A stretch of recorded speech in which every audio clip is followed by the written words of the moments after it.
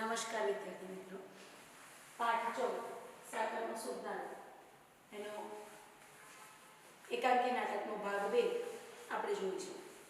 પહેલા ભાગમાં આપણે જોયું કે અંજનનો અભ્યાસક્રમ વેરવિખેર પડ્યો છે, બધી વસ્તુઓ ગમે ત્યાં પડી છે અને એનો હાથ અડકતા એનો સાઈનો કડિયો ઢળી જાય છે. કિન્નરી અંજનને પૂછવા આવે છે કે 17 સત્તા કેટલા સો, અને અંજન પોતાના ડાઘ સંતાડવા માટે પ્રયત્ન કરે છે, પરંતુ એ ડાઘ સંતાડે એ પહેલાં જ પિતાજી ત્યાં આવી જાય છે અને અંજનને એ ડાઘ પાડે છે એ બાબતે ધમકાવે છે. પોતે ભણતો નથી એ બાબતે ધમકાવે છે અને એને આ ખુરશીમાંથી 10 વાગ્યા સુધી હલો કે ચાલો તો પગ વાઢી નાખીશ એવી સૂચના આપે છે ને ધમકાવી એની બધી જ રમવાની વસ્તુઓ લઈ લે છે અને અંજનને ચૂપચાપ વાંચવા બેસવાનું કહે છે. કિન્નરી એ દરમિયાન પોતાની માતા પાસે જાય છે અને પિતાજી અંજનને ધમકાવે છે એમ કહેતા જ માતાના કહેવાથી અંજનને ખેંચીને પોતાની માતા પાસે લઈ જાય છે.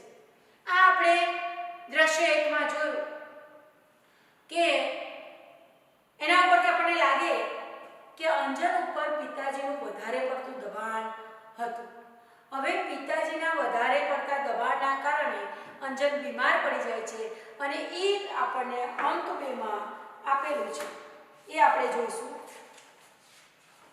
તો અહીંયા બીજો ભાગ છે કે પહેલા ભાગમાં અંજનને પિતાજી ધમકાવવાના કારણે તે ચૂપચાપ બેસે છે અને પિતાજીને એને ડર પણ હોય છે. હવે એ અંજન બીમાર પડ્યો છે, માંદલો અંજન પથારીમાં પડ્યો છે, એનો પ્રફુલ્લ ચહેરો પીળો પડી ગયો છે. પીળો પડી જવો એટલે ફિક્કું પડી જવું.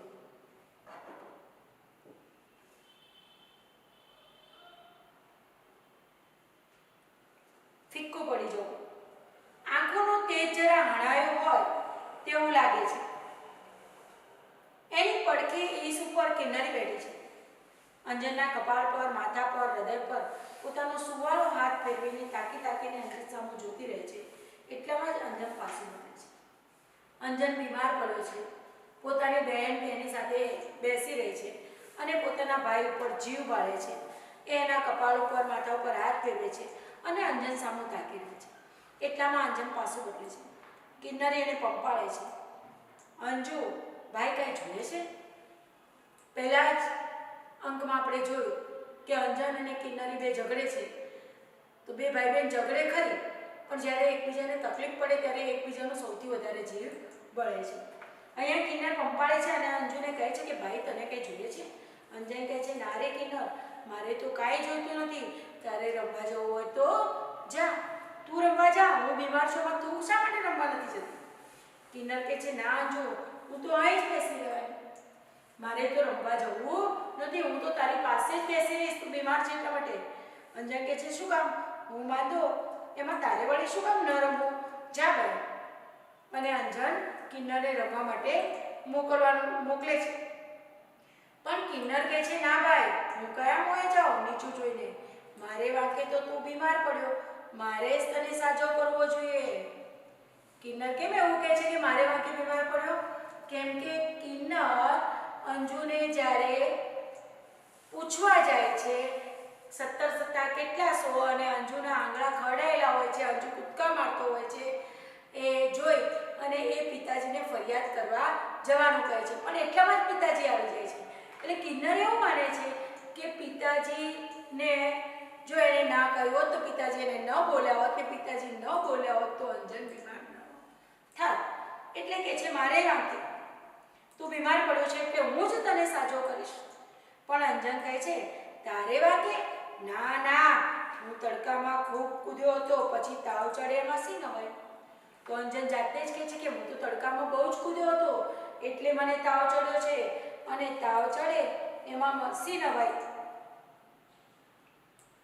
કિન્નરી કહે છે ના ના અંજુ, તને તડકામાં કૂદવાના લીધે તાવ નથી આવ્યો, પણ આજે સવારે મા બાપુને કહેતી હતી તેમણે જ તને માંદો કર્યો છે. પહેલે દિવસે તને બાપુ બહુ ધક્યા ન હોત તો તારી તબિયતને કશું થાત નહીં. ધકવું એટલે ગુસ્સે થવું, બોલવું.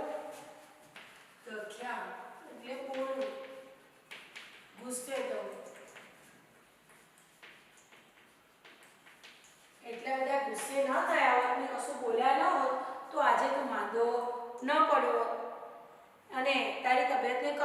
હતા એવું કોણ કહે છે?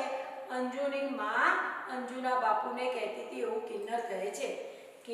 અંજુ કિન્નરને જોઈ રહે છે.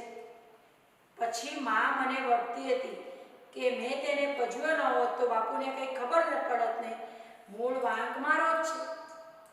પછી મને પણ કહેતી હતી કે મેં તને પજવ્યો ન હોત અને બાપુ ત્યાં આવત તો ત્યારે બાપુને ખબર જ ન પડત કે અંજન શું કરે છે, અને એ ખબર ન પડત તો બાપુ બોલત નહીં, એટલે વાંક મારો પણ કહેવાય એવું કિન્નરી માને છે. કિન્નરી અંજનની છાતી પર પોતાનું માથું ડાળી દે છે. હેતાળ હાથે, હેતાળ એટલે પ્રેમા, હેતાળ એટલે પ્રેમા, પ્રેમથી એ પોતાનો હાથ હેતાળ હાથે અંજન કિન્નરીનું માથું ઊંચું કરે છે. પછી એના વાળ પર હાથ ફેરવે છે. અંજન કહે છે, કિન્નરી એમ ઢીલી ના થા, વાંક તારોય નથી અને મારોય નથી. કે છે વાંક તારોય નથી અને મારોય નથી. માં ઘડી ઘડી નસીબનો વાંક કાઢ્યા કરે છે. આપણે નસીબનો વાંક કાઢીએ છીએ ને કે મારું તો નસીબ જ વાંકું છે, એટલે નસીબનો વાંક કાઢ્યા કરે છે. મારું એ નસીબ વાંકું હશે. અંજન શું કહે છે?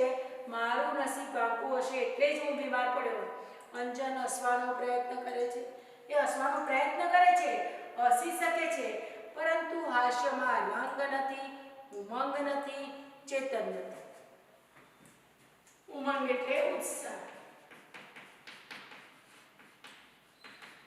એના હાસ્યમાં રંગ નથી, ઉમંગ નથી, કોઈ ઉત્સાહ નથી, ચેતન નથી.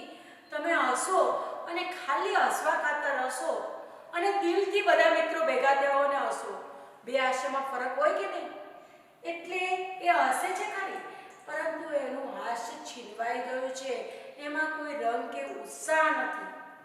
કિન્નર કહે છે, ભલે ભાઈ, એ જે હોય, આપણે બીજી વાતો કરીએ. ત્યારે દવા પીવાનો વખત થયો છે, પી સંજુ. અંજન કહે છે, જવા દે, મને બહુ કડવી લાગે છે.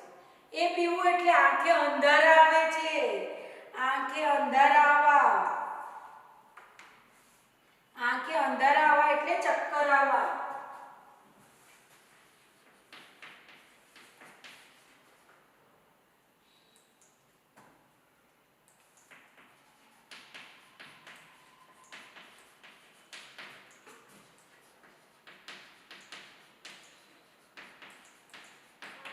એ પીવું છું એટલે મને આંખે અંધારા આવતા લાગે છે, એટલે કે મને ચક્કર આવે છે. જવા દે. કિન્નર કે પણ ભાઈ દવા પીવી પડે ને, એના વિના કંઈ ચાલે? અંજન ઉત્તર જ નથી આપતું, કેમ કે એને દવા પીવી ગમતી નથી. કિન્નરી વિચારમાં પરોવાય છે કે હવે કઈ રીતે ભાઈને દવા પાવી, અને દવા પીધા વિના તો કંઈ સાજું થવાય ને.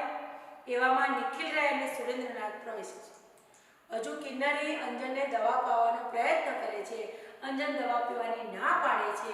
ત્યાં નિખિલરાય એટલે કે તેમના પિતાજી અને સાથે પિતાજીએ જે ડૉક્ટરને બોલાવ્યા હતા, જે છે સુરેન્દ્રનાથ, બંને પ્રવેશે છે. નિખિલરાય કહે છે, ડાક્ટર સાહેબ, અઠવાડિયામાં તો આ છોકરો લાશ થઈ ગયો. લાશ થઈ જવું એટલે ખૂબ જ નબળા થઈ જવું, અશક્ત બની જવું.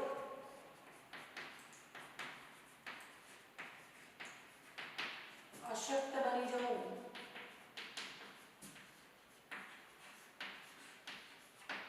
ખૂબ જ નબળા બની જવું, અશક્ત બની જવું. એ ખૂબ જ નબળો બની ગયો છે. એનું શરીર એ અશક્ત બની ગયું છે. હવે તો બરાબર થઈ જાય એવું કંઈક કરો.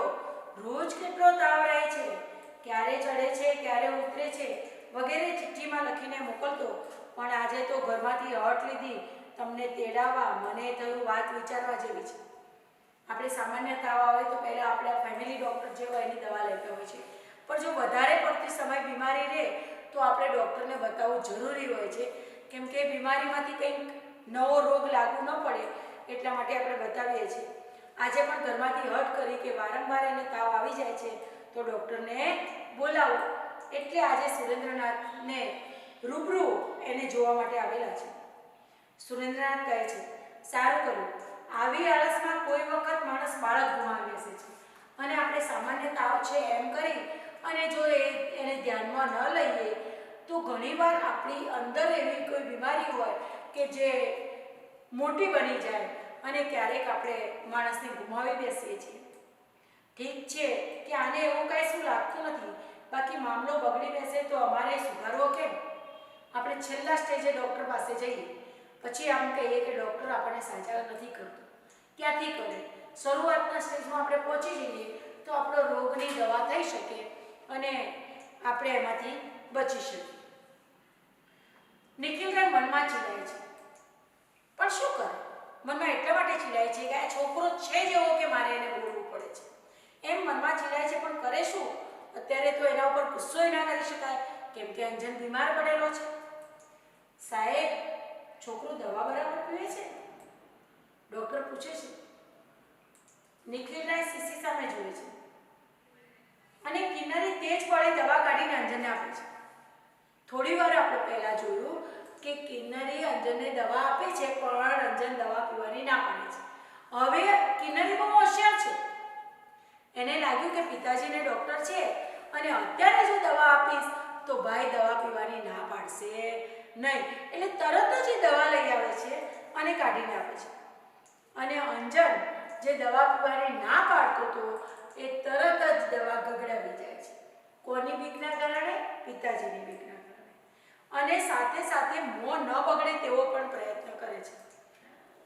પણ કડવી દવા હોય એટલે સહેજે તમારું મોઢું બગડે, એટલે સહેજ મોઢું, લગીર એટલે સહેજ, લગીર એટલે સહેજ, સહેજ મોઢું બગડી જાય છે. એટલે હાથ પહોળા કરી અને નિખિલરાય કહે છે, લો, દવા પીવી નથી અને તબિયત સુધારવી, એ તે કદી બનતું હશે? હરી ભજ્યા વિના વૈકુંઠ મળતું હશે? હા, હરી ભજ્યા વિના વૈકુંઠ મળતું હશે. હરિ એટલે ભગવાનની ભક્તિ. જો આપણે જીવતા જીવ ભગવાનની ભક્તિ કરી હોય તો મૃત્યુ પછી આપણને વૈકુંઠનું ધામ મળે છે એવું કહેવાય છે. હવે આપણે ક્યારેય ભગવાનનું નામ જ ન લીધું હોય તો મૃત્યુ પછી આપણને વૈકુંઠ ક્યાંથી મળે? એટલે જો દવા વ્યક્તિ બીમાર હોય અને દવા જ ન લે તો એ કઈ રીતે તેની તબિયત સારી થાય? એટલે કહ્યું છે કે વૈકુંઠ હરિ ભજ્યા વિના વૈકુંઠ મળતું હશે. નિખિલભાઈ કહે છે, ડાક્ટર સાહેબ, હવેથી હું બરાબર ધ્યાન રાખીશ. અંજુ કહે છે, સાંભળ્યું ને, દવા વખતસર પીવાની છે. અને કિન્નર, સાંભળ્યું કે દવા નિયમિત પાવાની છે. એ જવાબદારી કોને સોંપી? નિયમિત દવા પાવાની કિન્નરને જવાબદારી સોંપી. કોણે સોંપી? નિખિલરાય છે. કિન્નર કે છે, હો સુરેન્દ્રનાથ તો કે ચાલો હું લખી આપું. નિખિલરાય અને સુરેન્દ્રનાથ પાછા પડી શકે અને તરત જ કિન્નર કે છે, અંજુ, ડાક્ટરે તો તારી નાડે ના તપાસી. નાડ ન તપાસવી એટલે નસ ન તપાસવી. પહેલાના જમાનામાં જે વૈદ્યો હતા અને એ લોકો દવા કરતા ત્યારે એની નાડ તપાસતા અને નાડ તપાસી અને એ દવા કરતા હતા. એટલે કે છે, ડૉક્ટરે તો તારી નાડે ના તપાસી. અંજન કે છે, સારું થયું, હવે હું દવા ઢોળી નાખવાનો છું. હું તો દવા પીવાનો જ નથી, ઢોળી નાખવાનો છું. કિન્નર કે, અરે એવું તે કંઈ થાય? એટલામાં અંદરથી અવાજ આવે છે. કેવો અવાજ આવે છે? કિન્નર, અહીં આવતો. કિન્નર કહે છે, આ આવી માં. કિન્નરને કોણ બોલાવતું હતું? માં બોલાવતી. અંજન કહે છે, જા, માં શું કહે છે? તું અહીં બેસી રહે છે, એને કાંઈ મદદ કરતી નથી. માતાને પણ કંઈ કામમાં કંઈ મદદ કરતી નથી. કિન્નર જલ્દી જાય છે. અંજન ધીમેથી પથારીમાં બેઠો થાય છે, અશક્ત બની ગયો છે. ઘણા સમયથી બીમાર હોવાના લીધે એને નૂર છીનવાઈ ગયું છે. કંકાસથી તે બોલે છે. કંકાસથી એટલે કંટાળી ગયો હોય એ રીતે તે બોલે છે. હું હસતો નથી એટલે માર રડ્યા કરે છે. હું બોલતો નથી એટલે બેન ગમગીન રહે છે. ગમગીન એટલે ઉદાસ. ગમગીન રહેવું એટલે ઉદાસ રહેવું. બેન ગમગીન રહ્યા કરે છે, ઉદાસ રહે છે. પણ હું શું કરું? મારો આનંદ મરી ગયો છે. મારો આનંદ મરી ગયો છે. મારો અંદરનો જે ઉત્સાહ છે એ મરી પરવાડ્યો છે. જાણે જીવન જ જતું રહ્યું છે. મને કંઈ જીવવામાં રસકસ જ નથી રહ્યો. પરાણે આપણને જે કામ નથી ગમતું એ કામ ઉપર જો તમને વારંવાર કહેવામાં આવે અને ગમે છે એ કામ તમારા પાસેથી છીનવી લેવામાં આવે કોઈ પણનો આનંદ મરી જાય. અંજન સાથે પણ એવું થયું છે. એને રમવું ગમે છે, જુદી જુદી પ્રવૃત્તિઓ કરવી ગમે છે, જુદા જુદા પ્રયોગો કરવા ગમે છે, અને એવા પ્રયોગો માટે એ રાત દિવસ મહેનત પણ કરી શકે છે. એવું નથી કે નથી કરી શકતો, પણ એ તો એના પિતાજી એને કરવા નથી દેતા. અને જે એને વાંચવાનું નથી ગમતું એ વાંચવાનું વારંવાર કયા કરે છે, એટલે એને જીવનમાં કંઈ ઉત્સાહ રહેતો નથી. ઉત્સાહ મરી પરવાર્યો છે. આમ એ નિરાશ થઈને પોતાની જાતને કોસતો હોય છે. એટલામાં પેલી અંજન કિન્નરી જેને માએ બોલાવી હતી તે હસતી હસતીને હાંફતી આવે છે. એકદમ દોડીને ઉત્સાહથી આવે છે, એટલે હાંફે છે અને આવે છે. કિન્નરી કહે છે, ભાઈ ભાસ્કર કાકા આવ્યા છે. અંજન હસતી. થોડા સમય પહેલા અંજનનો ઉત્સાહ મરી પરવાર્યો હતો. એ જ અંજન ફરી પાછો હોશથી ઉત્સાહથી કહે છે, ચાલ ક્યાં બેઠા છે, આપણે એને મળવા જઈએ. કિન્નરી કહે છે, હમણાં અહીંયા આવશે. માં એને તારી જ વાત કરતી હતી, હમણાં જ અહીંયા આવશે. અંજનના હોઠ પર હાસ્ય પ્રગટે છે. થોડી વાર પહેલા આપણે જોયું કે હાસ્યનું મરી પડવાનું હતું. હસતો તો છતાં પણ એમાં કોઈ ચેતન નહોતું, ઉત્સાહ નહોતો. એ અંજન દવા પીધા વગર એના ચહેરા ઉપર હાસ્ય ઉપજે છે. એ હાસ્ય દવાથી નથી આવ્યું. હાસ્ય કયા કારણે આવ્યું છે? ભાસ્કર કાકાનું નામ સાંભળીને આવ્યું છે. આ ભાસ્કર કાકા એવું પાત્ર છે કે પોતાના પિતાજીને વારંવાર કહે છે કે આ છોકરાઓને તમે વધારે પડતા લડો છો, ઝઘડો છો. એમને એમનામાં જેમાં રસ હોય એ પ્રવૃત્તિ કરવા. તમારા પિતાજીના પણ આવા કોઈ દોસ્તાર હોય ને કે જે વારંવાર એમને ટકોર કરતા હોય તમારા વઢવા માટે, તો એ આવે એટલે તમને ગમે. એમ ભાસ્કર કાકા આવે છે એ પણ અંજનને ગમે છે. એમની પેટીમાં સારા વગડા લાવે છે, જાણે રાત દિવસ રમ્યા કરે. નિખિલ રાય કરતા ભાસ્કર કાકાનો સ્વભાવ થોડો અલગ છે. એ એમ માને છે કે બાળકોને રમવા પણ દેવા જોઈએ. એ જ્યારે આવે છે ત્યારે વધારે પડતા દબાણથી જે નિખિલ રાય બાળકોને વઢે છે એ માટે હંમેશા કહેતા હોય છે અને કહે છે કે બાળકોને રમવા દો. એમના માટે એ રમકડા લાવે છે. એટલે કહે છે કે એમની પેટીમાં કયા કયા રમકડા લાવ્યા છે, જાણે આપણે રાત દિવસ રમ્યા કરીએ. આ સાંભળતા જ અંજનનો ચહેરો ઉતરી જાય છે. વળી એને પિતાજી યાદ આવે છે કે પિતાજી પોતાને તો રમવા દેશે જ નહીં, એટલે એનો ચહેરો ઉતરી જાય છે. ઉત્સાહ ઓસરી જાય છે. કિન્નરીને તેનું કારણ નથી સમજાતું. પાછળથી નિખિલ રાય અને ભાસ્કર રાય આવે છે, પણ ભાઈ બહેનને ખબર ન પડે એમ છાના માના ઉભા રહે છે. ભાસ્કર રાય નિખિલ રાયને લઈને આવે છે, પણ એ દૂર સંતાઈને ઉભા રહે છે અને ભાસ્કર રાય આ નિખિલ રાયને બતાવવા માંગે છે કે બંને ભાઈ બહેન કઈ રીતે ખુશ રહી શકે છે. એ બતાવવા માંગે છે, એટલા માટે જ એવી રીતે સંતાઈને ઉભા રહે છે કે જે ભાઈ બહેનને ખબર પડે નહીં. અને ભાઈ બહેન બે શું વાતો કરે છે સાંભળે છે. હવે સાંભળો ભાઈ બહેન શું કહે છે. અંજન કહે છે, ભાસ્કર કાકા ભલે આવ્યા, ભલે રમકડા લાવ્યા, પણ એમને ક્યાં ખબર છે કે બાપુએ એની બંધી કરી છે. એમને તો ખબર જ નથી કે બાપુએ તો મને રમવાની ના પાડી છે. બાપુ તો એમ કહે છે કે તારે તો માત્ર ભણવાનું ને ભણવાનું. બધા જ રમકડા એને છીનવી લીધા છે. કિન્નરી હસતી જતી કહે છે, તું જોજે તો ખરા, એવો બાપુને જ કહી દેવાના છે કે આપણને કદી વઢે નહીં. તેઓ બાપુને કહેશે કે આપણને કદી વઢે નહીં, મારે નહીં, પણ બસ રમવા દે. અને આવા પિતાજીના મિત્ર આપણને ગમે. એટલે એ કહે છે રમવા દે. હું અહીંયા આવી ત્યારે તેઓ માને પણ એમ જ કહેતા હતા કે બાળકોને વધુ પડતું વઢાય નહીં, એમને રમવા પણ દેવા જોઈએ, એ જ સમજાવતા હતા. અને એટલે હવે બાપુને કહેશે જ કે બાળકોને હંમેશા રમવા જ દેવા જોઈએ, એમને વધારે પડતું દબાણ કરીને ભણાવાય નહીં. અંજન આતુર આંખોએ કહે છે, તું સાચું કહે છે કિન્નર? અરે તે તો બીજું જોઈતું જ તું શું? ઉલ્લાસભર્યો અંજન કિન્નરીને બાજી પડે છે. થોડી જ વાર પહેલા ખાટલામાં પડેલો અશક્ત બનેલો અંજન એનામાં નવું ચેતન અને નવું જોમ આવે છે, ઉત્સાહ આવે છે, પોતાની બહેનને ઉલ્લાસથી બાજી પડે છે અને તેઓની નજર પડે તે પહેલા ભાસ્કરરાય નિખિલરાયને લઈને ચાલ્યા જાય છે।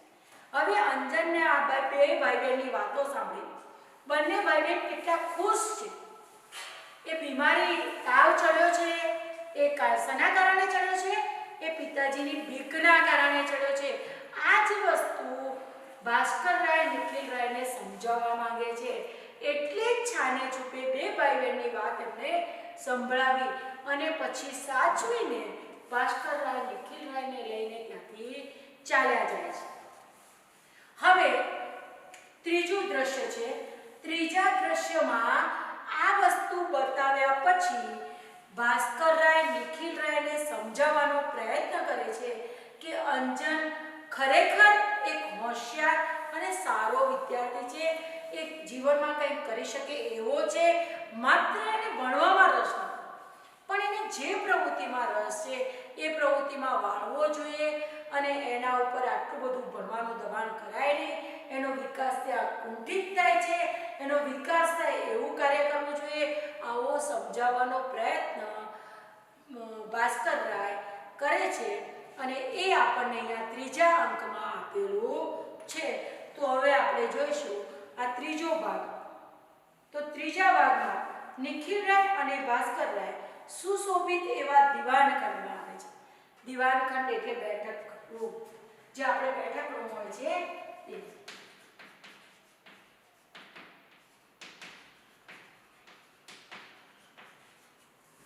દીવાનખંડ એટલે બેઠક રૂમ, દીવાનખાનામાં આવે છે। નિખિલરાય આરામ ખુરશીમાં અધ્ધર બેસે છે। આરામ ખુરશી, જેમાં આપણે આરામથી બેસી શકીએ એવી ખુરશી, એને આરામ ખુરશી કહેવાય, એમાં અધ્ધર બેસે છે અને ભાસ્કરરાય ઝૂલતી ખુરશીમાં ઈંચે છે, થોડી ઉપર નીચે થઈ શકે એવી ઝૂલતી ખુરશીમાં ભાસ્કરરાય ઈંચતા હોય છે। ભાસ્કરરાય કહે છે, પેલું દ્રશ્ય એમને બતાવ્યું હતું, જે ભાઈ બહેનને ખબર નથી કે એમના પિતાજી અને તેમના કાકા ભાસ્કરરાયે આ જોયું છે, એ કહે છે, જોયું ને નિખિલભાઈ, આટલી વારમાં અંજન કેટલો ખુશ મિજાજમાં આવી ગયો, થોડી વાર પહેલામાં એમાં હોશ નહોતા એ જ અંજન કેટલો ખુશ થઈ ગયો। ઘણીવાર તમારી બીમારીનું કારણ એકલતા હોય છે, તમારી નાખુશીનું કારણ, ઘણા બધા કારણે તમે નાખુશ રહી શકો છો। તમે તાવ આવતો હોય કે થોડા ઘણા બીમાર હો અને મિત્રો મળે, રમવા મળે તો બીમારી પણ જતી રહે છે, આવું થાય ને?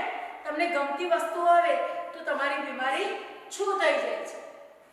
જે તમને ગમતી વસ્તુમાં કામ કરવું હોય એ તમને ગમતું હોય છે, એટલે કે છે કે એવો ખુશ મિજાજ થઈ ગયો અને તમારી બીકનો તાવ આવતો હશે। ભાસ્કરરાય એમ કહે છે કે એને કોનો તાવ આવે છે? તેના પિતાજીની બીકનો તાવ આવે છે। પહેલા તો નિખિલરાય ભાસ્કરરાય સામે જોઈ રહે છે, પછી બચાવ તરીકે બહાનું કાઢે છે।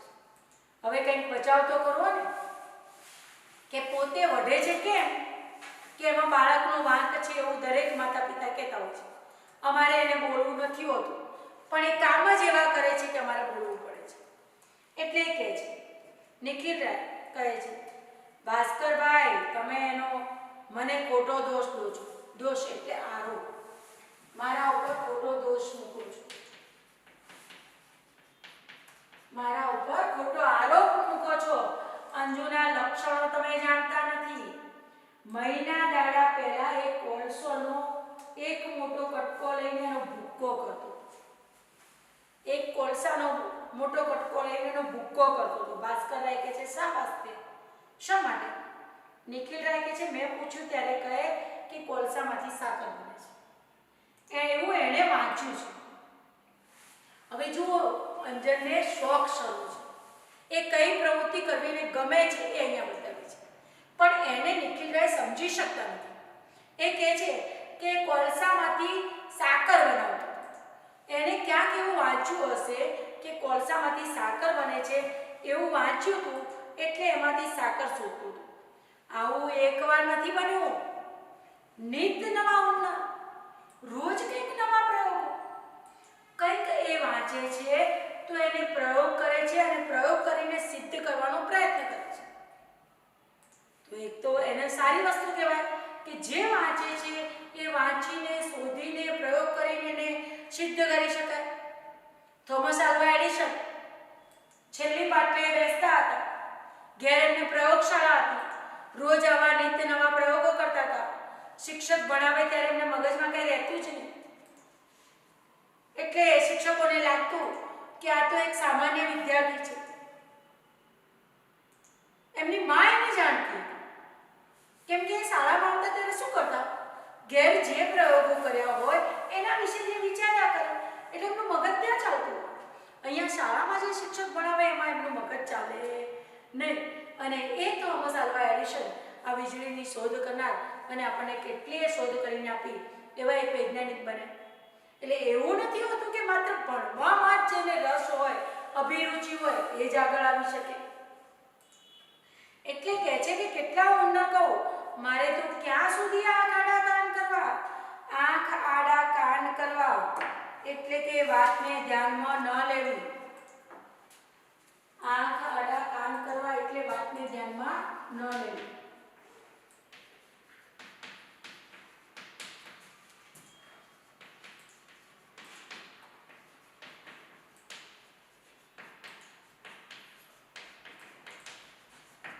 મારે તો કેટલી વાર એની વાતને ધ્યાનમાં ન લેવી.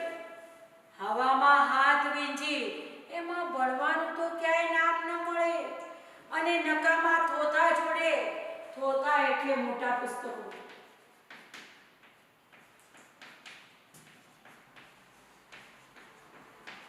મોટા મોટા પુસ્તકો જોડે એની પાછળ ઉજાગરા કરે. એનામાં એક ખૂબી હતી કે જે શોધે, પ્રયોગ કરે અને એની પાછળ રાત દિવસ કામ કરી શકતો હતો. એનામાં એકાગ્રતા હતી, એક જગ્યાએ બેસીને કલાકો સુધી કામ કરી શકતો હતો, એટલે એનામાં હોશિયારી છે એ કહી શકાય. ભલે ભણવા પાછળ ઉજાગરા નતા કરી શકતો, પણ કોઈક પ્રયોગો કરે તો એમાં ઉજાગરા કરી શકતો હતો, એકાગ્રતા કેળવી શકતો હતો, એના પાછળ સમય બગાડી શકતો હતો અને એ કામમાં સિદ્ધિ મેળવી શકતો. તો એના આ ગુણને આપણે અવગણવો ન જોઈએ. એ પણ એક સારો ગુણ છે. એ જીવનમાં કંઈક કરી શકે. તમે ક્યાંય જ તમારું ચિત્ત ના ચોંટતું હોય અને કશું જ ના કરી શકતા હો તો બરાબર છે કે તમે જીવનમાં પણ સફળ ના થઈ શકો. પણ એનામાં એક ગુણ હતો, નકામા થોતા જડે તો એની પાછળ ઉજાગરા કરે. તરત જ ભાસ્કર એમને ટોકે છે અને સમજાવે છે. ભાસ્કર કહે છે, ભાઈ તમારી ભૂલ થાય છે. ભણવાની ચોપડીઓ મોઢે કરનારે એમનું કેટલું દળદર ફીટાવવું, દળદર ફીટાવવું.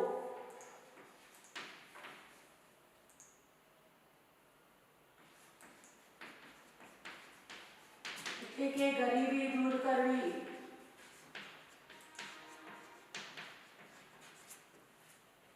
કે ભણવાની ચોપડીઓ મોઢે કરનારે એમની કેટલી ગરીબી દૂર કરી, આ વાતને બધા ધ્યાનમાં રાખી લેજો.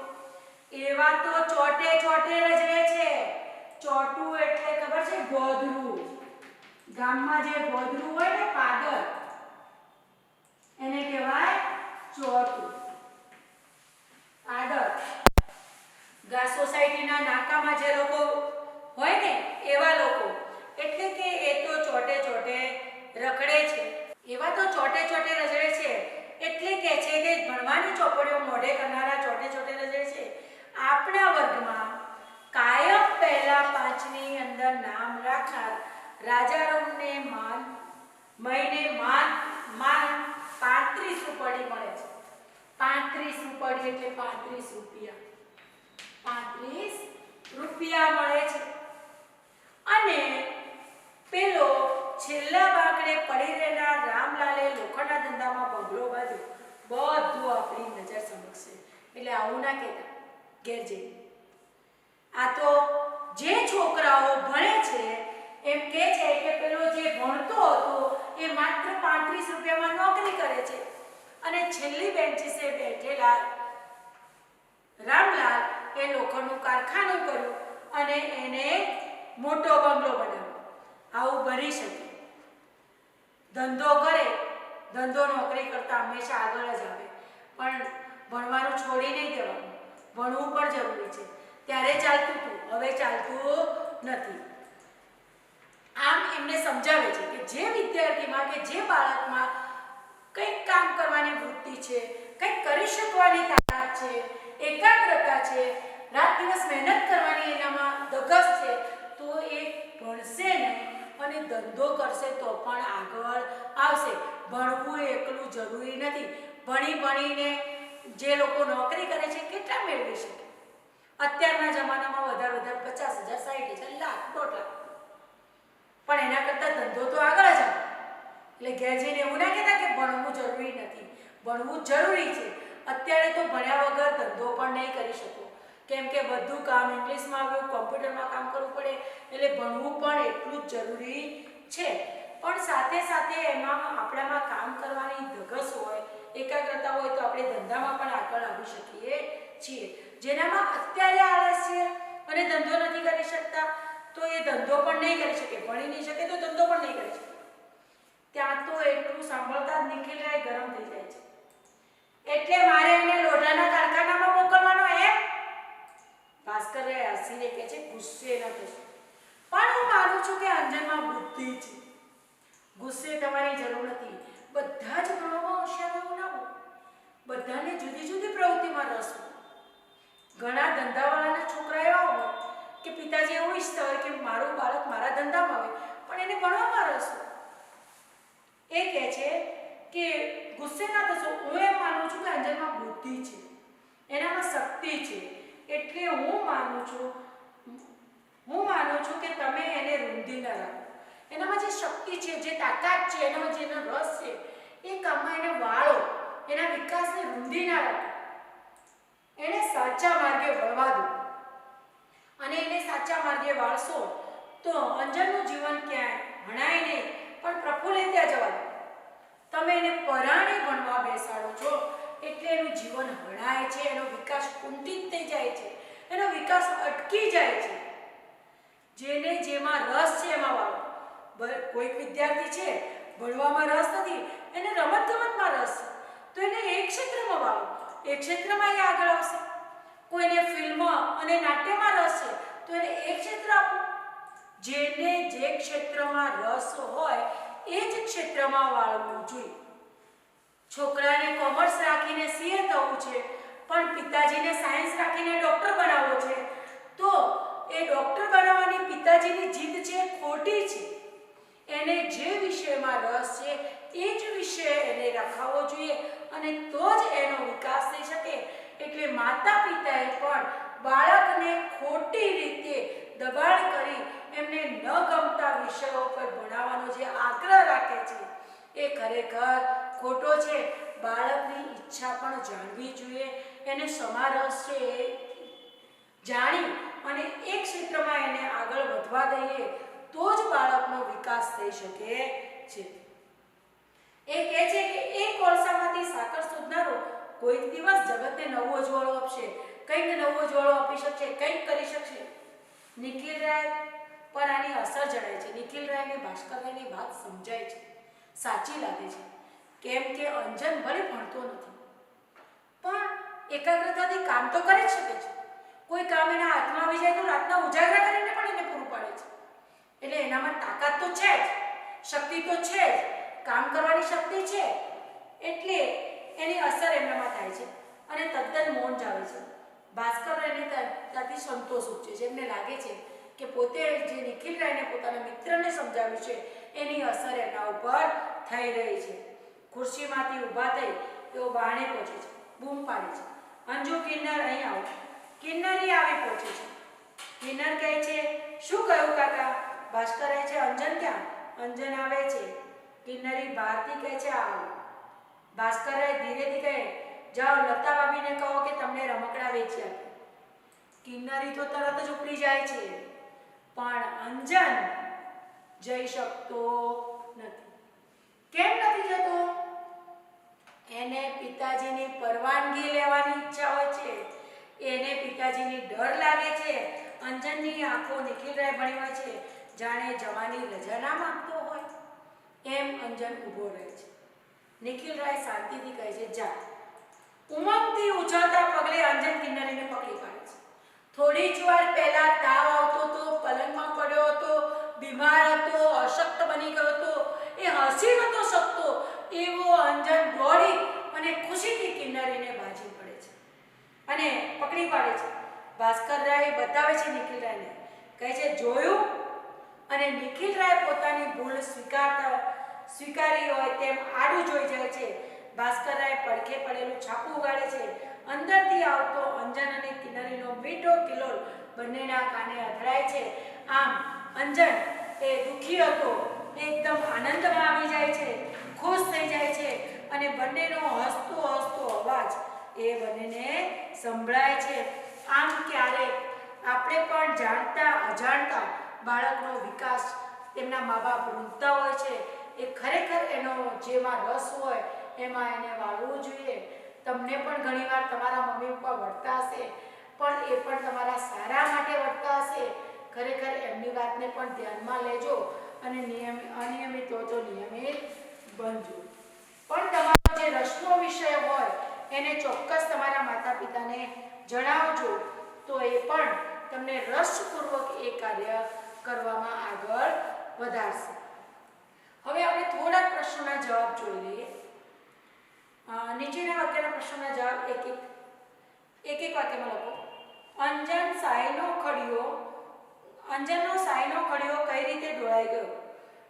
તો અંજનનો સાયનો ખડિયો ટેબલ ઉપર એનો હાથ અડતા એ સાયનો ખડિયો ઢોળાઈ જાય છે. હવે બીજો પ્રશ્ન છે, વાદળી સાયનો ખડિયો બોલ્ટિંગ પેપર પર ઊંધો વાળવા જતા શું થાય છે? તો એ સાયનો ખડિયો ઊંધો વાળવા જાય છે ત્યારે અંજનના હાથ બગડે છે અને સાથે સાથે કપડાં પણ બગડે છે. ત્રીજો પ્રશ્ન છે, નિખિલરાયનો મિજાજ ક્યારે બગડે છે? તો અંજનના આંગળા અને કપડાં પરના ડાઘ જોઈને નિખિલરાયનો મિજાજ બગડે છે. એના પછીનો પ્રશ્ન છે, અંજનને કઈ વાતની ખાતરી કરવી હતી? તો અંજનને લાલ રંગમાં વાદળી રંગ મેળવીએ તો જાંબુડો રંગ થાય કે નહીં એ વાતની ખાતરી કરવી હતી. એના પછીનો પ્રશ્ન છે, અંજન ટેબલના ખાનામાંથી કઈ કઈ વસ્તુ નિખિલરાયને સોંપે છે? તો અંજન ખાનામાંથી પડું, ભમરડો અને સળિયો જેવી વસ્તુઓ નિખિલરાયને સોંપે છે. એના પછી અંજન માંદગી વિશે તેની માં શું માનતી હતી? અંજનની માંદગી વિશે તેની માં માનતી હતી કે અંજનના પિતાજી અંજનને બહુ વઢ્યા એટલે અંજન બીમાર પડ્યો છે. અંજન માંદો પડે એમાં કિન્નરી પોતાનો વાંક કેમ કાઢે છે? અંજન માંદો પડે એમાં કિન્નરી પોતાનો વાંક એટલા માટે કાઢે છે કેમ કે કિન્નરી એવું માને છે કે તેના પિતાજી તેને વઢ્યા. જો કિન્નરી તેને હેરાન પરેશાન કરવા ન ગઈ હોત તો તેના પિતાજીને ખબર ના પડત અને પિતાજી તેને વઢત નહીં, એટલે કિન્નરી પોતાનો વાંક માને છે. અંજન પોતાની માંદગી માટે કોનો વાંક કાઢે છે? તો અંજન પોતાની માંદગી માટે પોતાના નસીબનો વાંક કાઢે છે. એવું માને છે કે મારું તો નસીબ વાંકું છે એટલે નસીબના વાંકે હું બીમાર પડું છું. અંજન આનંદમાં આવી કિન્નરીને કેમ બાજી પડે છે? ભાસ્કરરાય નિખિલરાયને કહેવાના હતા કે અંજન અને કિન્નરીને રમવા દે, ક્યારે વઢે નહીં. એટલે એ વાત સાંભળી અને અંજન કિન્નરીને બાજી પડે છે. અને છેલ્લો પ્રશ્ન છે, અંજન કોલસામાંથી શું શોધતો હતો? તો અંજન કોલસામાંથી સાકર શોધતો હતો. હવે અહીંયા ખાલી જગ્યાઓ છે એ આપણે જોઈશું.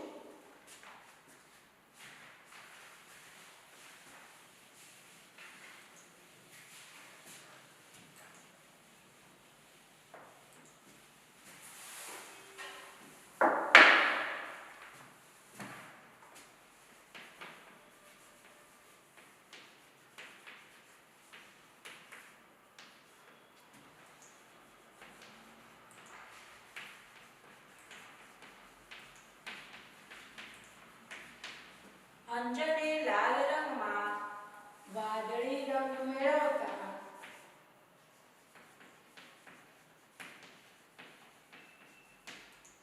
ખાલી જગ્યા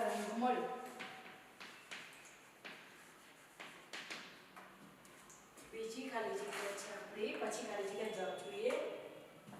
કિન્નરી અંજનને ખાલી જગ્યા પૂછવા આવી હતી.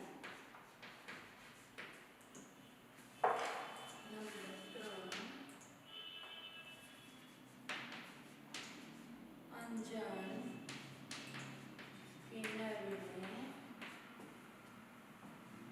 ખાલી જગ્યાને મદદ કરવા કહે છે.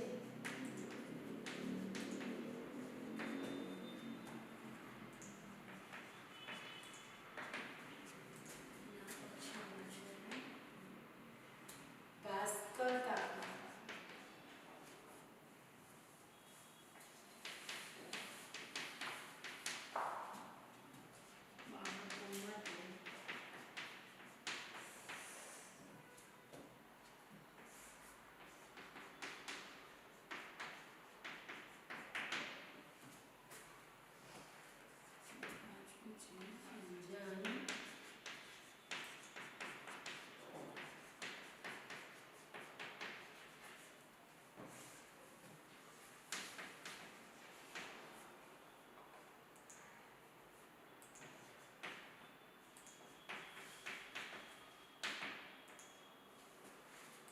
જો હવે ખાલી જગ્યાઓ આપણને આપેલી છે કે અંજને લાલ રંગમાં વાદળી રંગ મેળવતા કયો રંગ મળ્યો? તો કયો રંગ મળ્યો? તો જાંબુડી, જાંબુડો રંગ મળ્યો હતો.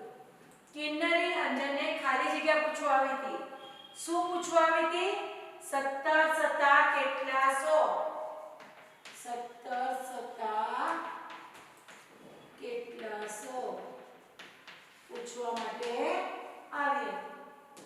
ત્રીજી ખાલી જગ્યા છે અંજન કિન્નરને ખાલી જગ્યાની મદદ કરવા કહે છે. જ્યારે અંજન બીમાર હતો અને કિન્નરી અંજન પાસે બેસી રહે છે ત્યારે કોને મદદ નથી કરતી? માને મદદ કરવા નથી જતી. એટલા માટે અંજન કિન્નરીને માને મદદ કરવા કહે છે. એના પછીની ખાલી જગ્યા છે 4 નંબરની. ભાસ્કર કાકા બાળકો માટે ખાલી જગ્યા લાવ્યા હતા. શું લાવ્યા હતા? રમકડા લાવ્યા હતા. રમકડા લાવ્યા હતા. અને છેલ્લી 5મી ખાલી જગ્યા છે અંજન કોલસામાંથી ખાલી જગ્યા શોધવા માંગે છે. અંજન કોલસામાંથી સાકર શોધવા માંગે છે. હવે સમાનાર્થી શબ્દ જોઈએ. સમાનાર્થી શબ્દ આપો. મહેનત તો શ્રમ, રાવ તો ફરિયાદ, હુનર તો કસબ, ગમગીન ઉદાસ, હેરાન પરેશાન અને ઉમંગ તો ઉત્સાહ. હવે કેટલાક વિરોધી શબ્દ જોઈ લઈશું. મેલું તો સ્વચ્છ વિરોધી શબ્દમાં, બગાડવું તો સુધારવું, કડક તો નરમ, માંદું તો સાજું, અજવાળું તો અંધારું, અભિમાન તો નિરાભિમાન. થોડાક લખી નાખી જે ઉપર છે. અભિમાન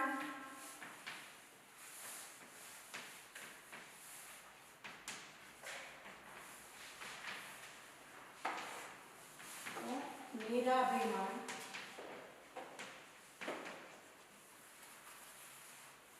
ગરીબાઈ તો શ્રીમંતાઈ, સુવાળો તો ખરબચડો, શક્તિ તો અશક્તિ, મીઠો તો કડવો અને કાળું તો ધોળું. આવા સમાનાર્થી શબ્દ છે.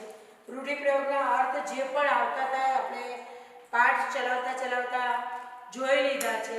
તો હવે આપણે સ્વાધ્યાય અભ્યાસ કરશું અને અહીંયા આપણે સાકરનો શોધનારો પાઠ પૂર્ણ કરીએ છીએ.